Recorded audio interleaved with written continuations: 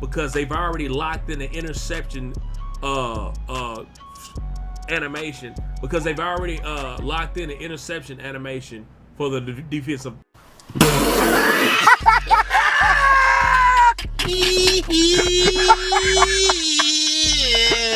Hold on. Damn, can you talk, bitch?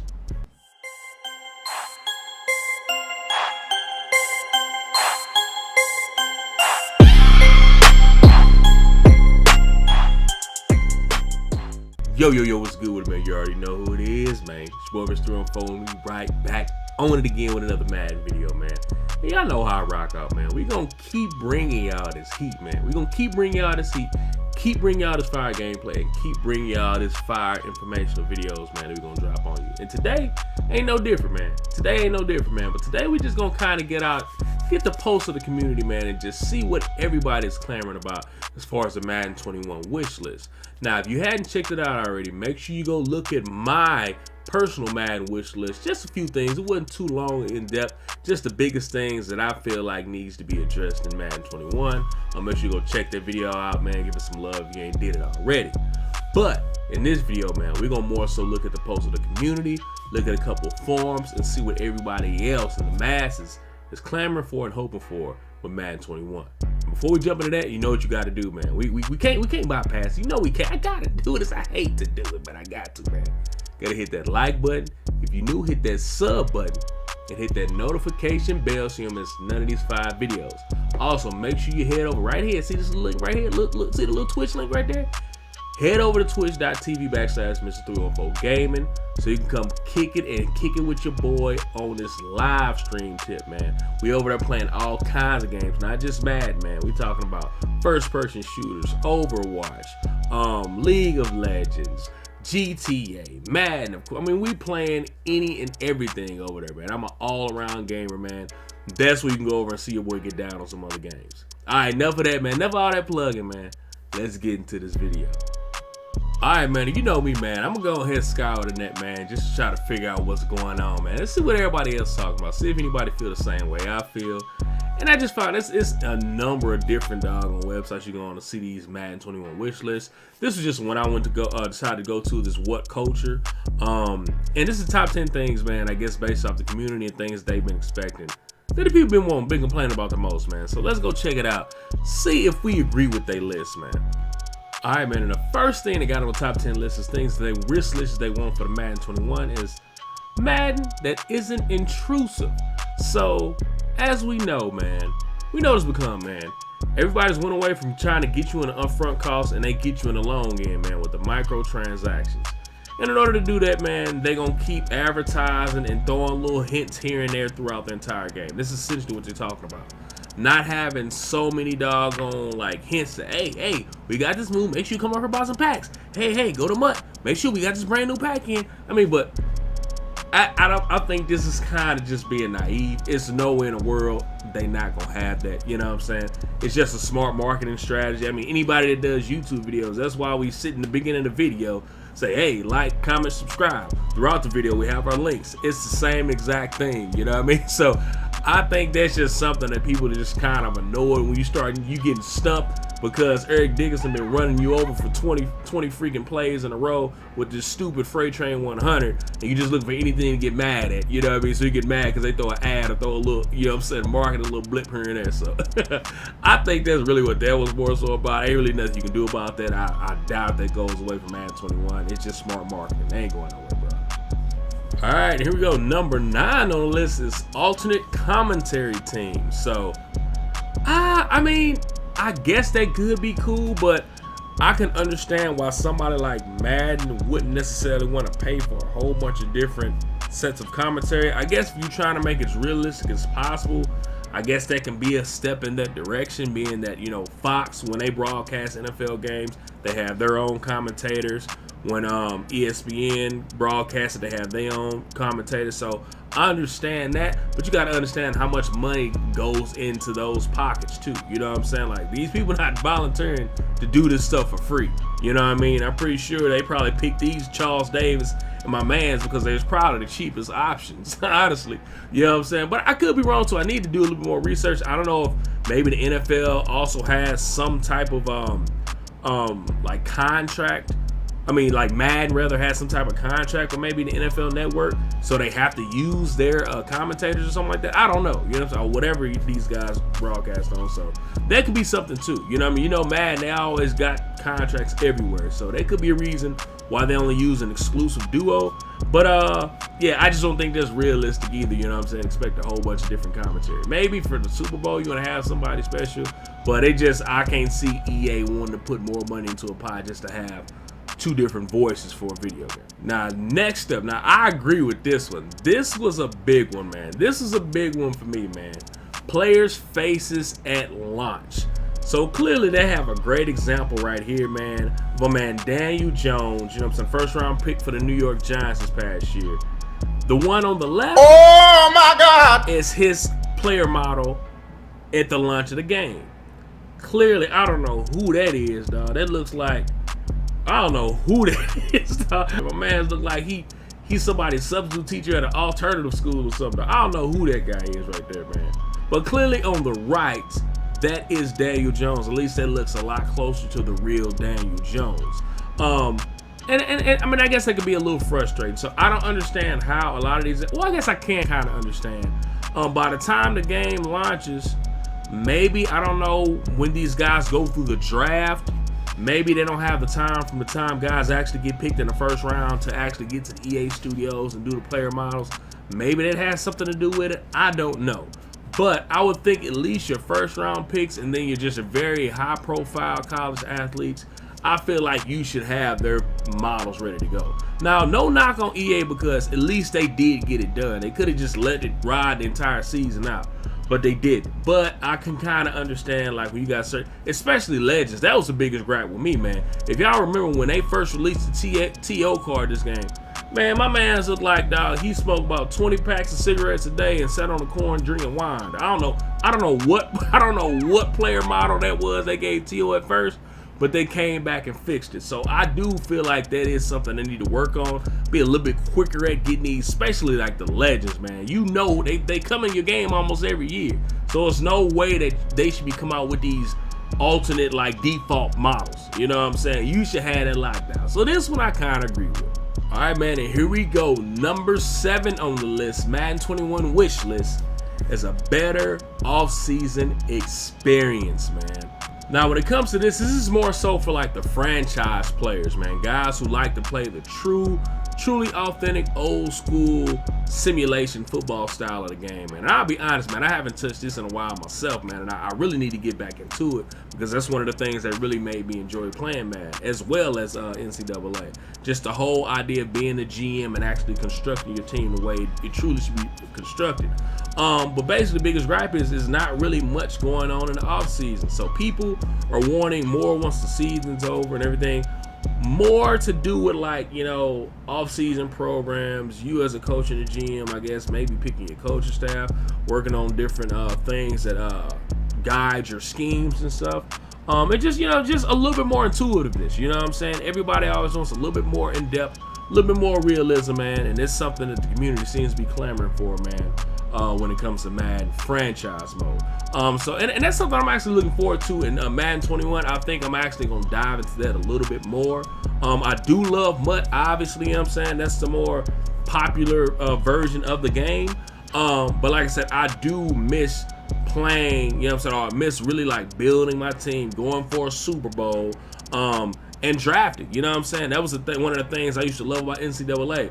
Play a long season. While you're playing the season, you're recruiting these players in the country. Hopefully, the games you win determine the players you get. I mean, I think all this is just super dope. So, definitely Madden 21, I will be hopping back in the franchise mode. And this will be something that will be awesome to get a little bit better off-season experience. Here we are at number 6, team records that matter. Okay, so let's dive into this one because this was kind of threw me off when I initially read it. So with this one, it says basically what this saying is, I guess if you play kind of leaning towards historic mode again, not the historic mode, I'm sorry, the franchise mode again. If you play with the Bears, that's the franchise team you decided to go with. I guess the community is wanting to know, like, say for instance, if you blow a team out by, I don't know, let's say 40, 50 points, they want whatever score that is to have real life relevance. So if the highest score that the Bears have ever scored, let's say it was, I don't know, 50 points in the game, and you score 60, I guess they want you to be alerted that, oh, you broke the Bears all-time scoring record. Or, you know what I'm saying, if you got a receiver on the team that, you know, goes, breaks, whatever the Bears top receivers record is, they want that to be alerted on the screen. So I guess that could actually be pretty dope, especially for guys that really aren't football historians that play this game. It's a cool way to kind of, I guess, give Madden players more of a historical foundation, so to speak, of what they're actually playing. You know what I'm saying? You'll be surprised how many people who play Madden that don't even really watch football. You know what I'm saying? It's weird. It's kind of weird to me, but it's a ton of people that play Madden, you know what I'm saying, and really don't have a ton of historical knowledge, you know what I'm saying, about the game itself. So I think that'd be a pretty cool, dope way for guys to be able to learn about the game, learn about the teams that they're playing with, you know what I'm saying, and just overall educate the overall football fan.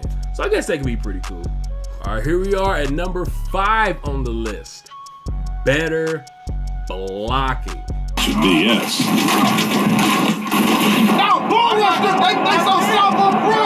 Now, bro, I don't think it's nobody in the Madden community or anybody that's watching this video that wouldn't agree and echo these sentiments right here.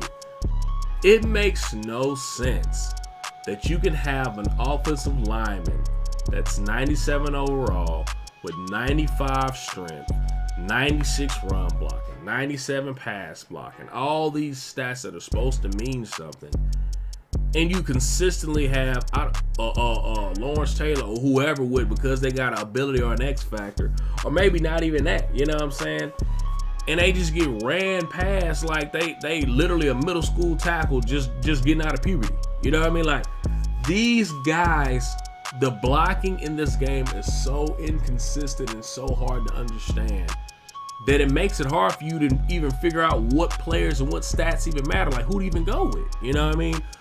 Clearly in this game, the offensive lineman X factors died out like within like the first month of the game. You know what I'm saying? Like, people completely went away from them. You know what I'm saying? Nobody uses them anymore. I doubt if anybody really uses them anymore, and that's a problem. If you introduce something like X factors into the game, then you make one positional group X factors completely be null and void. You know what I mean? Then you fail. You know what I'm saying? You failed. You essentially put this certain side of the ball at a disadvantage. You know what I mean? When you got one of the X factors being, you know what I'm saying, out of my way, edge threat, you know what I'm saying, fear monger, all these defensive pass rushing X factors that are crazy as hell. And then the counterpart to that, or the counter period to that, will be the offensive lineman X factors that don't work. That's a problem. You know what I mean? So clearly, blocking is an issue in this game, and they're gonna have to address it big time. All right, number 4 on the list: less clipping, or as I like to say, less X-Files action. Less X-Files action, extraterrestrial action going on, man. Now this is something, man, like, I mean, that's just something, man, I don't think it's going to ever really be able to be eliminated out of video games, man. It's so much coding and things that goes into these games that I think it's an impossibility to completely eliminate this type of stuff from ever happening. You know what I'm saying? But I do understand wanting the frequency to be a lot lower.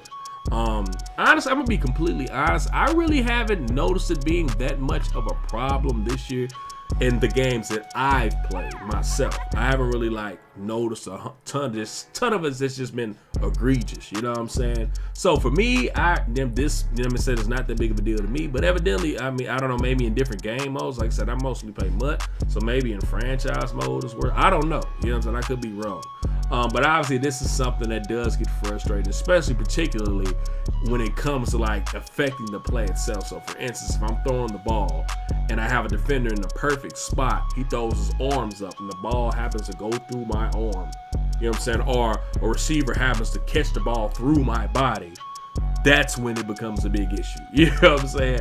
So I can see that being an issue. But like I said, for me, this year, I really haven't noticed it enough for it to really be a true nuisance to me to actually make a big gripe about it. So, but evidently the community does. So hey, that's something we do need to address. Number 3, animation cycles that don't interfere. Bro, let me tell you. Dude, let me tell you, nothing is more frustrating than when I'm sitting as a wide receiver, going for a ball, trying to hit an aggressive catch, and then before the ball was even within 10 yards of me, I already see them putting me in a pre-canned animation because they're already giving the defensive back the interception. They've already locked him into that animation, so even though I'm trying to go up and compete for the ball, EA has already decided, you know what, this play, we're going to go ahead and let this be a pick. So now, me hitting the aggressive catch is no longer me going for the catch, but now it's me going to go tackle or grab the shoulder pads of the safety or the cornerback. I hate that. It's so annoying, and to me, it takes away the skill gap, and it takes away the user ability, you know what I'm saying? Video games, the thing that make video games so fun is because you're controlling, and whatever you do should be a direct impact of what happens on your screen. But when we have these animations that kick on and click on so freaking early, like I said, it's frustrating because in your eyes, you feel like I can make a play on that ball. They won't even allow you to do that because they decide, you know what, this, and I think it's lazy. It's like, you know what, even though it probably could be a 50-50 ball, you know what, let's just go ahead and get this dude. He getting the mud stumped in him. Let's give him a little leeway. Let's go ahead and give him this pick animation. Even though this dude has plenty of time to make a play on the ball. Even if, just at least let me get in the way of it so he don't get a pick. But these animations are so annoying. Same thing with running back animations. I feel like if I'm a running back and got high break tackle, you let me break a tackle, but the animation you give me to break the tackle takes 5 seconds. So by the time I finally get done with the animation, it don't matter because the whole team then rallied to me. I don't want that. You know what I'm saying? If the broken tackle that I get don't allow me to keep going, you gonna make me stumble 5 yards in the backfield or 5 yards horizontally, and I can't get out of it to keep running. What's the point of it? So I agree with that wholeheartedly, man. These pre-canned animations gotta go. All right, here we go, man. Number 2 on the list, create a team, man. This is what the community wants, create a team, man. Now, I remember this. Like I said, this is really when, like, I was really deep into, man, and deep into football games, man. I used to love, man, going into the game. This is really when I was in high school football, man. I used to love going into Madden, creating my entire high school team down to our logo, name. And then I put all my boys on the squad, man. Of course, we all be 99s at every position. But I just, it's such a nostalgic feel, man, remembering how deep I used to get into the creative team. And now that they don't have it, and honestly, I didn't even realize they didn't have it anymore. Like I said, because I mostly play MUT for real. I don't even play that many other game modes. But the fact that they don't have that anymore, it sucks, you know what I'm saying? And I understand, like, sometimes you got to cut stuff away to get, I guess, give more attention to other modes. But, you know what I'm saying? I just feel like it sucks, something like that, which could be so big, and you can go so many different ways with as creative as people could be. I understand people want to have this back in the game. People always want to be able to put their handprint on their own little thing, man.